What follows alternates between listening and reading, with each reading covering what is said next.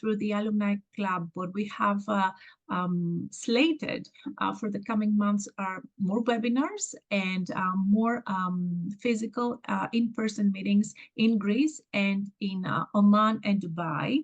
Some logistics, I already see that most of you are very competent and you have muted yourselves, so we're good. I also see that Victoria from Google has joined us. I give the floor to Spiros, and Spiros, you can start the conversation with Victoria. Thank you so much, everyone.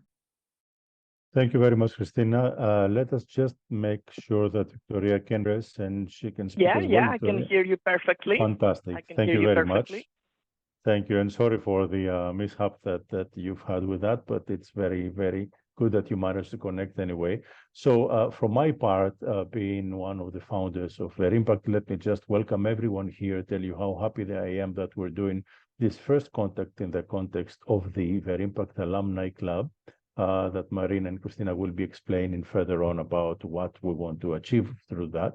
But by and large, our objective is to make sure that all the people that we have been in contact with, that we have helped to train to understand how the transition from less to more sustainability is important for everything that we do, is a very important thing. We believe that this is a role that we have to play, and we can work together to make to provide some solutions.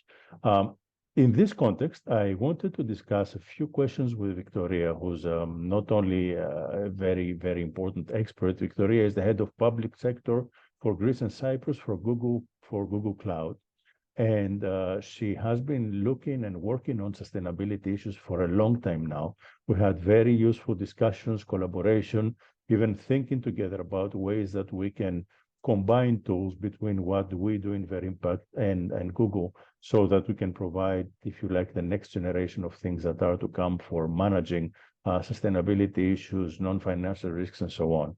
So without further ado, I will just welcome Victoria, first of all, say how happy and proud and honored we are to have her with us, and just go with one first question. Victoria, my initial question is that we see that there are increased impacts related to environmental issues, including and primarily and most importantly, it's the issues related to climate change, but also the issues related to the problems related to the degradation of ecosystems and biodiversity. And we all understand that there is, of course, an intrinsic value that the balanced environment and climate and biosphere have for the planet. So, I mean, they have a value by itself. But on the other hand, the effects that those changes are having on people's livelihoods and, of course, on impacts on business are very significant. And unless we take urgent action for them to address those issues, the effects can be devastating. So can you share with us a little bit your take, your ideas on how you think we need to respond to those big problems, the mega trends, if you like, related to climate, to biodiversity loss, and so on, and how technology can be an ally in this effort? Sure. First of all, thank you very much for the invitation. I'm also honored. Apologies, I cannot see you, but I can hear everything. Allow me to start because the question has different elements, but I will add and I will contribute, let's say, how technology can help in all these increasing impacts related to environment issue and all these things. First of all, we need to understand what is happening. We need to use all these type of data to understand how we are doing things and how things are. First, all companies and also as persons, we need to be, to have in mind the cloud efficiency, how cloud and how, broader platforms can help mostly governments as well as businesses to explain, let's say, how the infrastructure that they have can reduce the energy as a footprint compared to an on-prem data center.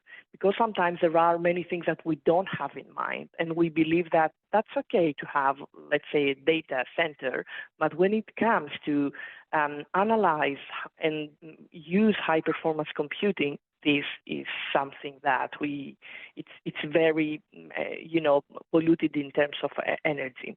The other thing that we can impact in our everyday life is how we are moving around. So in terms of remote working, in terms of taking, public transportation, and all these things that we can do, every one of us can impact, and no one else, you don't need anyone else to basically help you. And all these collaboration tools, all these platforms that we can do, meetings with video, with calls, is bringing efficiency, let's say, to everyone. And also it's a better work-life balance in terms of you can be anywhere and take a call or a meeting. And contribute significantly to lower, let's say, an organization carbon footprint. And when it comes to data, because I started from data, and data for Google is like the core of the whole companies. First of all, we need to have in mind those insights that are coming from data. And allow me to bring some examples. Data on, let's say, pollution or resource usage, or combining with analytics and things like that. So we have data that most of the time we don't take advantage of them. So we have there sitting in, we don't use as a data sources. We don't bring those data to combine with something else, so we can have, let's say, predictive models or AI, and those are the things, most importantly, that technology can help in these elements. And there are already climate patterns that optimize management of water, energy, grids, and everything that has to do with that. Also, we have many models that prevent fires, prevent flooding. So you can see those things using the technology, and we should take advantage of that.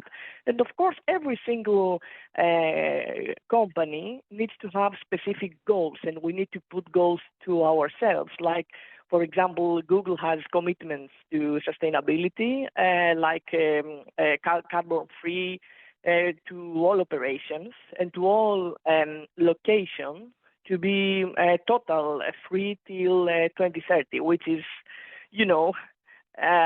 just in the corner. It's not far from here.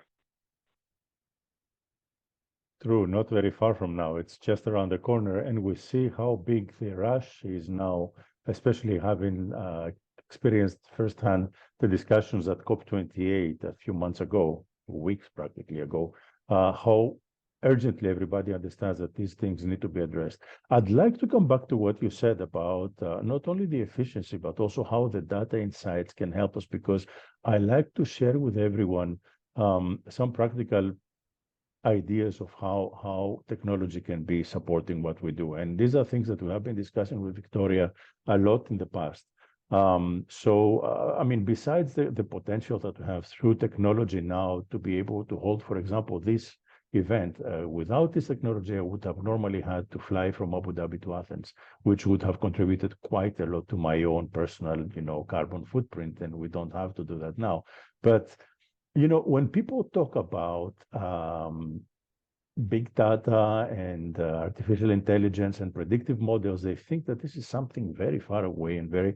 Let me give you one example. And Victoria, correct me if I'm wrong, but let me give you one example that all of us are using on an almost daily basis. The traffic congestion is probably one of the things that creates a lot of energy non-efficiency, a lot of pollution, a lot of fumes, a lot of frustrations, and many lost hours. And one of the tools that we all use when we do now go from point A to point B is that we very often use Google Maps. Now, what is happening when we use Google Maps is not only that we get the most efficient way to go somewhere, but because there are predictive models that are embodied in such tools, you know which is the way to avoid, because the AI that is incorporated in that shows you that if you take this route instead of the other one, you will probably find a much higher congestion and so on.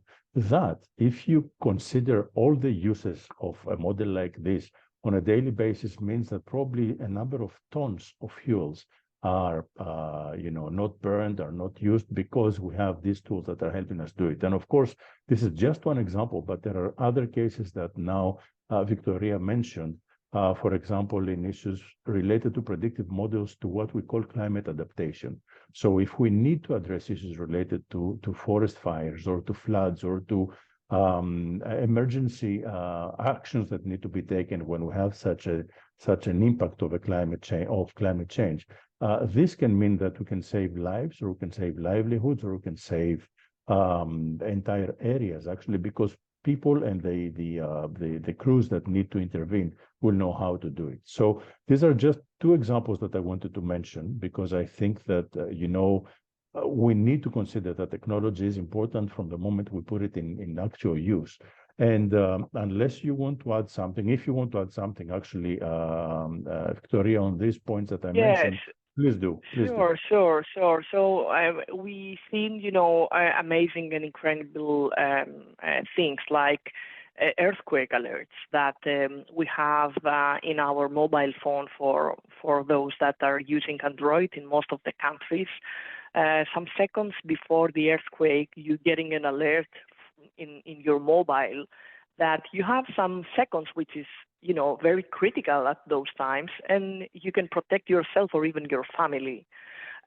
So this is very critical, very crucial for those small and little things, and how technology can really impact in a case of such an event. Also, routes like evacuation routes. We have seen, in the past, not only in Greece, but across Europe, that a fire or an event like happening, and the people, they don't know how to evacuate a city or even a building. So those type of technology helps into that direction. And I'm, really proud, and I'm really passionate that we need to use as much as possible those data sets and those things that already exist, and not every single, company and every single government to create from scratch something that actually someone else is already using. So those are, let's say, the things that we can all do, and some additional examples that I have in mind, let's say. Let me just say for those that are with us today, Victoria, that one of the first times that we sat together in your offices in Athens, in Marousi, and you started explaining to me the different tools that you already have in stock and that can be used really, as we call it, off the shelf. I remember I told you that I was just dreaming on how we can include those tools in processing the data that we collect in relation to sustainability, and how important they could be in really shifting in a much more sustainable way, whatever we do. And I'm still very enthusiastic about this. But besides speaking about the environmental concerns that come out of all these things, and since we're talking about sustainability as a whole, we very usually have the tendency to think that sustainability is mostly about the environment. We're slowly learning that it's not. There are other aspects that are very important, and there is a dimension that we call society. And this one is very important because it includes aspects related to proper employment conditions, to communities, to local communities and people's communities that are related to business that we do. The need to progress as a human society away from all kinds of discrimination. These are very important things. And of course, we also have other issues related to what we call governance with one term. So issues related to transparency, to accountability, to participation. For both of those dimensions of sustainability, the social and the governance part of sustainability, again, I think that they should not be considered granted or automatic. I mean, they don't seem to be nowadays very automatic, and also they can backfire quite badly on the operation of a company or a community. Again, I think that first, it is very important that we do not forget those two very, very important dimensions. And again, the way that we will be measuring those and processing the data and finding solutions can be very important. You are one of the people leading, actually, the discussion in Greece about non-discrimination issues, and I would like to have your opinion about those things as well. Yeah, sure. So there is a discussion that's happening in Europe and also outside of Europe regarding the ethical part, the social part, how this impacts people and lives of people. And when it comes to social, there is a broader area that we need to consider when it comes to ethical. And I have, many ways that I can think of. First of all, AI needs to be responsible. And there are, Google has the AI principle as most of the companies. And I think we should emphasize those, because when something is new, we have those concerns that we don't know really how to use. We don't know in terms of privacy how to, share our data or where to share the data and those type of things. So I think that the whole social, let's say, broader discussion, it's very important. First of all, we need to bring and build this awareness with all types of education, with all types of training, skilling that we can do, from small things and very basic till very complex things. So we should, everybody should learn more. And the other thing I wanted to mention is when it comes to, let's say, empower different types or types of people that they have problems like accessibility, like they need to be included in everything that we are doing in terms of new. So we need to think those type of people, those type of minorities, and to make, and with the help of the technology, make everything accessible, make everything easy to use, bringing tools that empowers, let's say, those people and bring this awareness. We have seen, and Google has as well, digital skills for people that are close to technology, but also for people that they don't know anything about it, like start from nothing. And this is also an element of, let's say, the broader social, because sustainability has also to do with that. Absolutely. That's a very we don't have point. we need to keep that in mind every time. Some days ago we had the International Women's Day, and I had some speech about inclusive AI, because AI also needs to be, and technology, not only AI, needs to be inclusive for everybody. And some years ago, we believed that this amazing technology is only for companies that are spending, much money to have this. But actually, every one of us can have access into amazing tools that are even, for free, as well as some of the skilling or even training programs. Some are for free, and some others.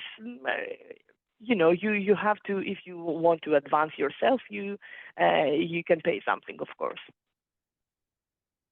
Yeah, I could not agree more. And I think that you mentioned one or two things that are actually clicking with our experience from what we do in Verimpact, because, we're already processing quite a lot of data related to social issues as well. And what we have seen is that, and that's the first thing I want to say, that when you do the analytics of the data that you have, whether this is about gender issues or about discrimination or ethnic discrimination, or whatever social issue that might be, or whether local communities are included and involved in the process of decision making and so on, it's very often the case where the general idea that we have about how things are done is very different from what the numbers show.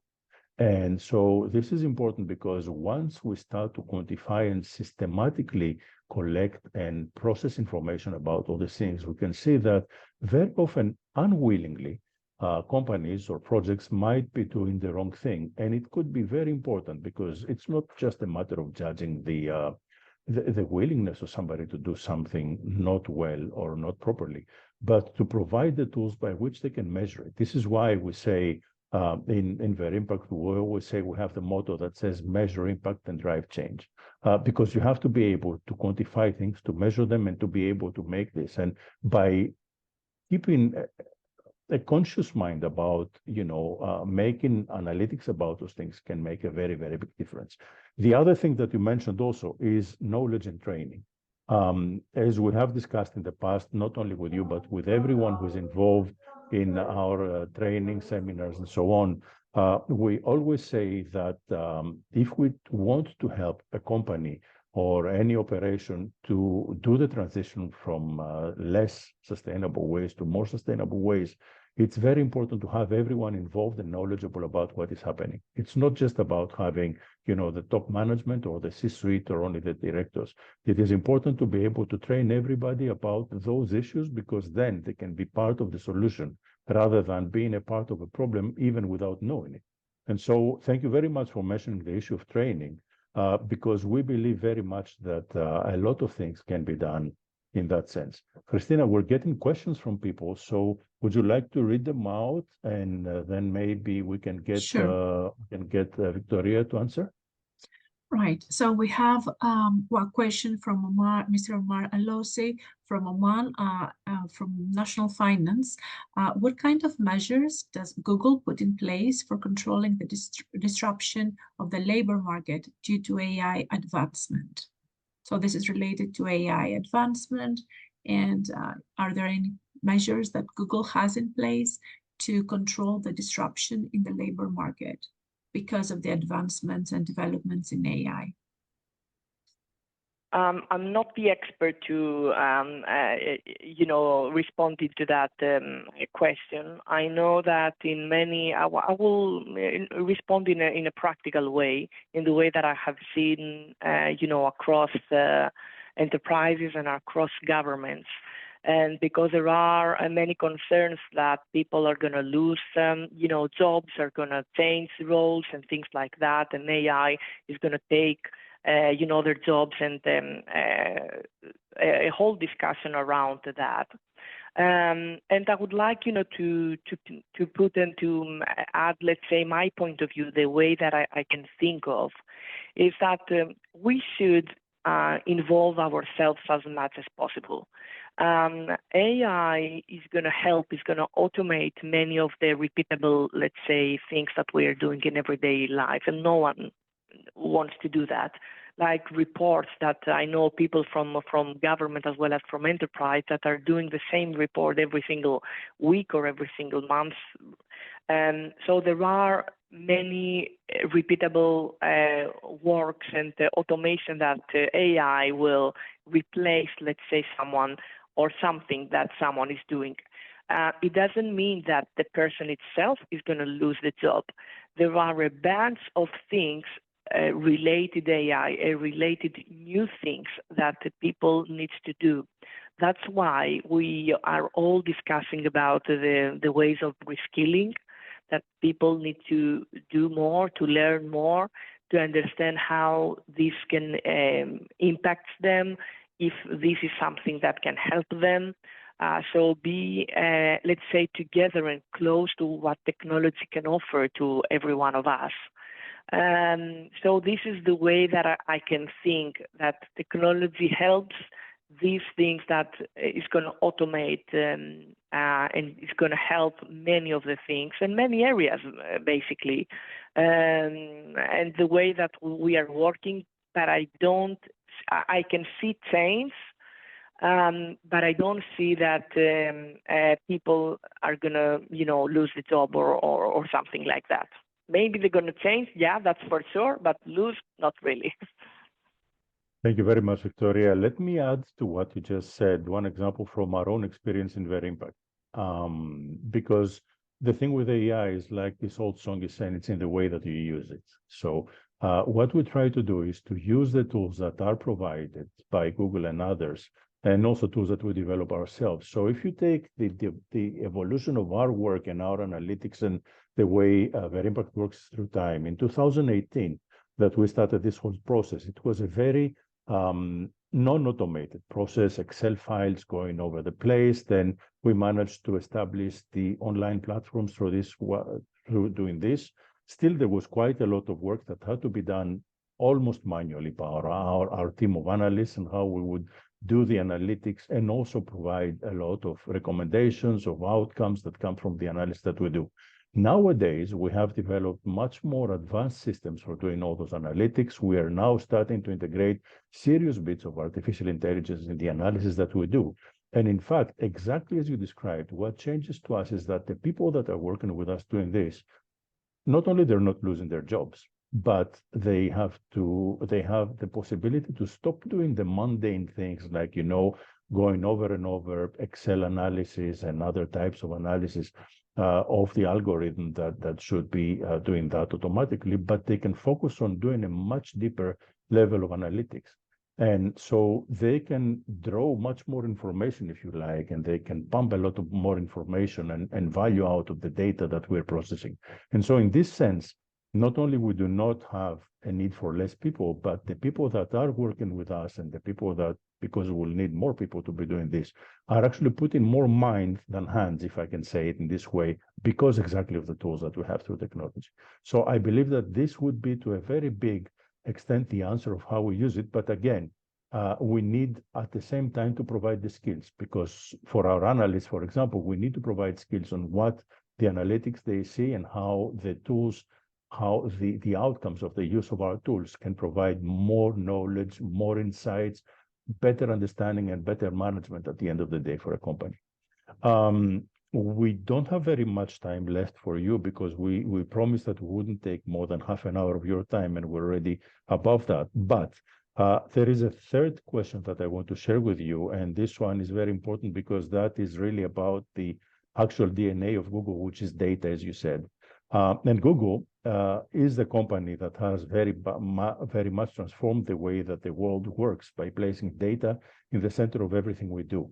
And as I said before, we at Verimpact, to have the motto measure impact, drive change, because in this sense, we believe that quantified and measurable data are necessary to plan ahead and improve performance, not only financial performance, but the overall performance of any company or project, or even the public sector, and to manage the risk. And I believe that what happened with ESG, we did not realize this, but when ESG started being, the bread and butter of everyone in assessing sustainability, the generic approach of what sustainability means was replaced, not overnight, but through time, and it's still been replaced by actual quantifiable data. This was a very important change, because we started having the possibility to have quantified things that we can process through tools like algorithms, artificial intelligence, and so on, and come up with conclusions and ways to change it. And the advent of ESG was the gateway to have this happening. Now, in this new world of how we see things happening, in the way of managing sustainability issues, we have some tools that are now in stock, as you were saying before, that Google is developing in order to use, everything that we measure about emissions, or about energy efficiency, or about mobility, or even social or transparency issues related to governance. And there will be other things that will be coming in the future as technology is developing. So can you share with us a little bit what you think not only we can do by combining this technology with today's status, but also what we have coming within the next 5 to 10 years? Yes, so I can see that we are getting closer to what we call data-driven decisions. So we are using data, and most of the time, not just one source of data, but combining data in like one dashboard to make a decision. And this goes across all industries. I can see many applications to governments. I can see many applications to enterprise, banks, energy companies, name it. So I can see more and more data driven when it comes to many decisions within the company. Also, I can see when it comes to real-time things. because real time and has to do also with experience, has to do also with prevention, as we said, previously, with crisis response or resource allocation. This is a real-time component that we have. We set some examples in terms of traffic. Imagine that now Google has, let's say, some tools that are trying to optimize the traffic in roads. So this has two components: better experience, so you don't have to wait in the traffic light, more time than you need, and also this helps to lower the emissions. So I can see components like bringing IoT data and cloud and combination of technology enable the predictive maintenance, reducing either emission, either water, or those type of things. And what I've seen, last let's say months, because we have also the generative AI component on top of what AI can bring, is the citizen, let's say, tools for engagement. When it comes to data access, so a local government, a region, or even a ministry can give information to citizens. And this, of course, goes also to enterprises for better experience. So imagine that, in some months from now, you can enter a chatbot of a government or of the ministry and ask, okay, I have this question in a way that a person asks and not the machine. And the chatbot can understand perfectly your language, and even can understand every single language, even a language that, it's, I am in Greek and someone else might speak another language, but with translation and AI components can easily translate the system, and you can offer this experience to people that standing, in front of you. Accessibility we mentioned earlier. Imagine that people that they can press a button, they cannot type with speech to text, those type of technology. It's like data democratized in a way that citizens getting experience from governments as well as from enterprises. And all these AI, let's say, optimization across all levels of public services delivery and efficiency is getting more and more into the everyday life and to the plans, let's say, that everyone has. This is, let's say, the things that I have in my mind, and in some years from now, we will see them more and more into our everyday life, and it's going to be much more as we approaching next upcoming years.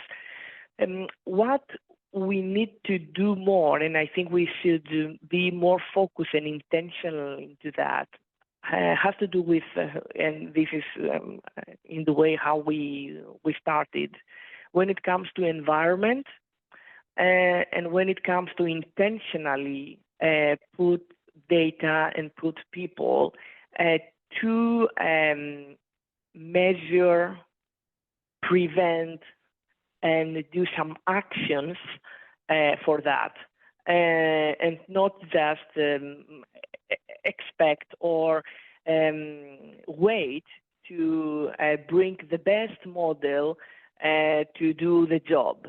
Start doing things, start the global collaboration, start bringing the experts, or even your own, universities and people that they can think and they can resolve the problem. So bringing together communities is very powerful, and I think with the help of data and technology can be even more, because climate change is like the problem that we have in front of us.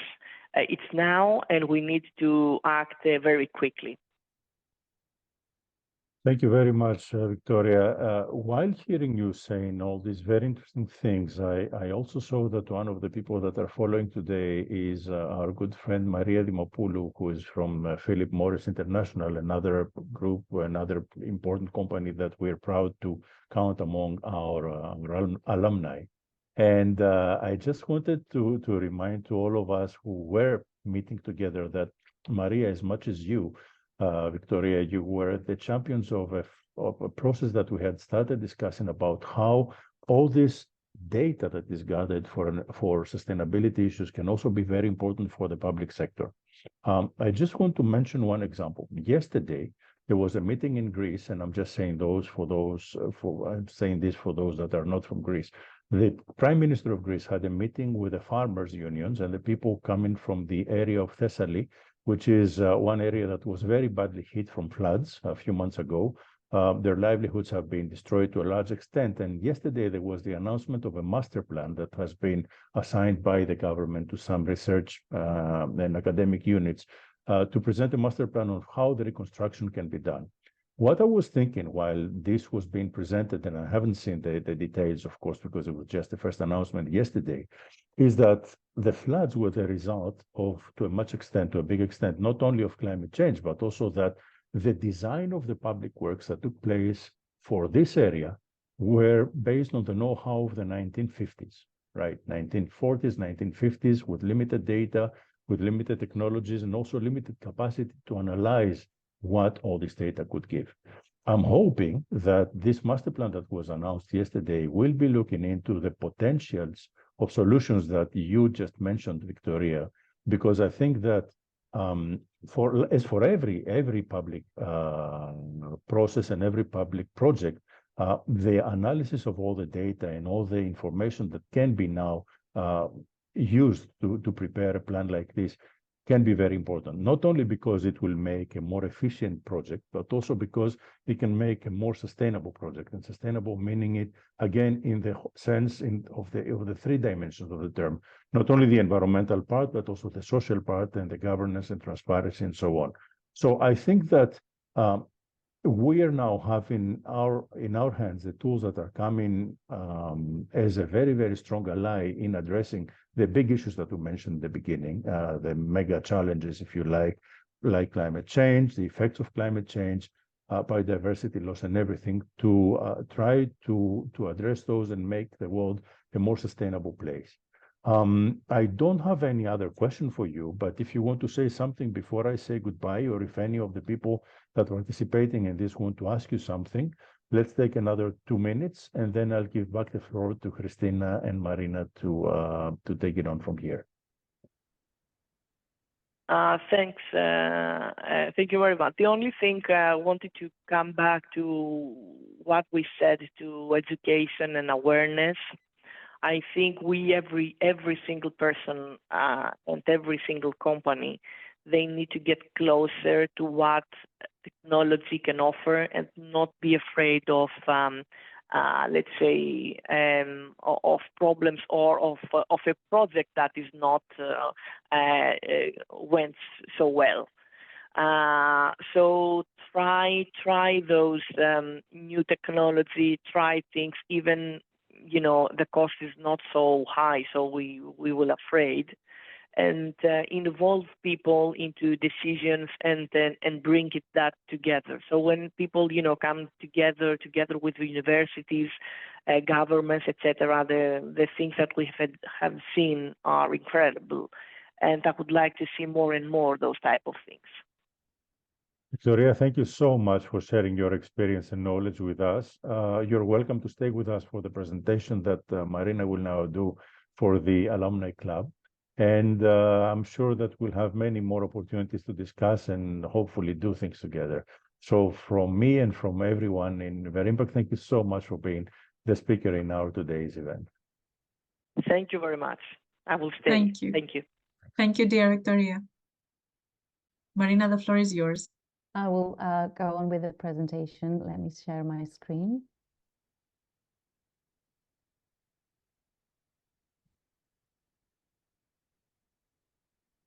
I hope everyone can see. Fantastic. Yes, we can, yeah. So our Verimpact Academy Alumni Club is not just an organization.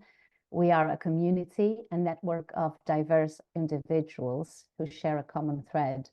It's a platform where we can reconnect or make new connections with our alumni from different continents and countries, and continue to develop professionally with guest lectures, webinars.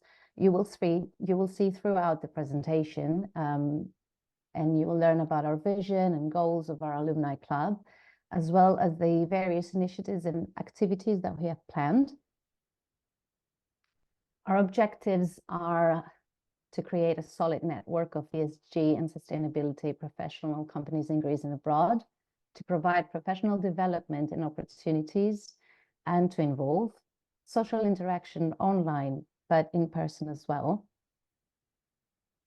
We have activities such as webinars, exclusive newsletters, policy briefings, but also online and in-person workshop with experts from various fields, such as ESG, sustainable finance, environment, the green economy, and the blue economy.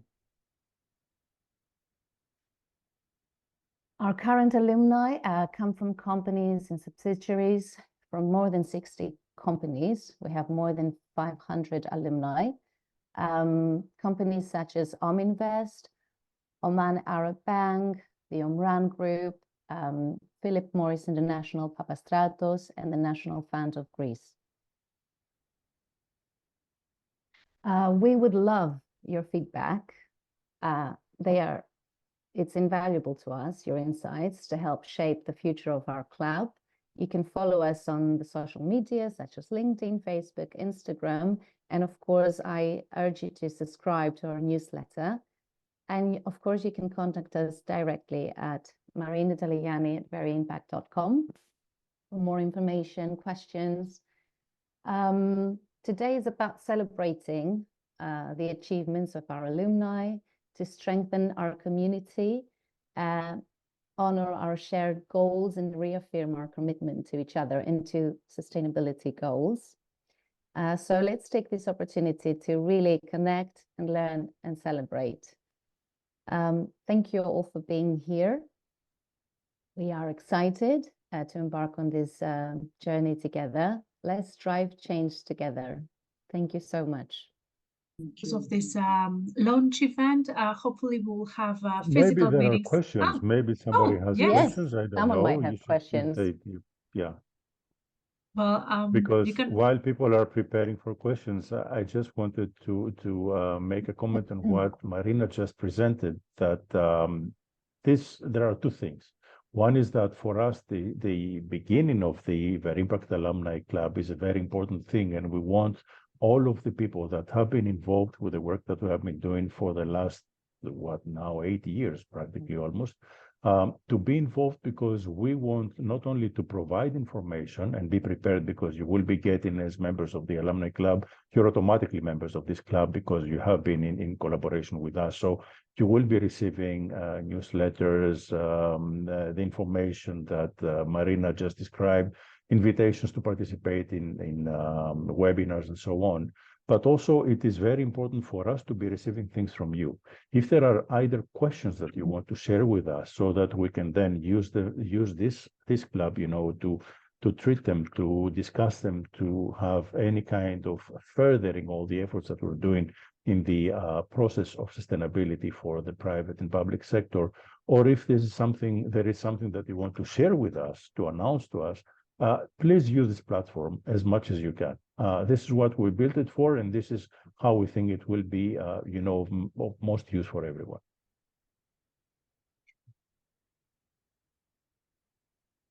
And I don't think we have any questions right now. So maybe what we can share is what the alumni could expect as a next step, when what will be happening next. But I know, Christina, you have all this in stock. So hopefully we will be happy having physical meetings, because this is the feedback that we got from the invitations we sent out.